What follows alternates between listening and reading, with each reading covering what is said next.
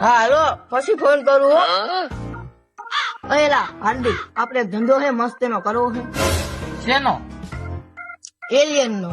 જો 50 કરોડ નું એક એલિયન એવા આપણે 100 એલિયન પકડતા આવશું. એ વાત તો તારી સાચી, પણ હવે આપણે એલિયન લાવીશું ક્યાંથી? મંગળ ગ્રહ માંથી લાવીશું કેમાં? હાંઠિયા ગાડીમાં. હા હોય ને હાલે. મંગળ ગ્રહ માં જવા માટે 20 લાખ નો ખર્ચો. એ એલિયન વેચવાના કોને? અમેરિકા, રશિયા, ચાઇના એ 3 દેશમાં તો બહુ ડિમાન્ડ વધુ હાલે છે. એમાં અમેરિકામાં તો બહુ ડિમાન્ડ છે.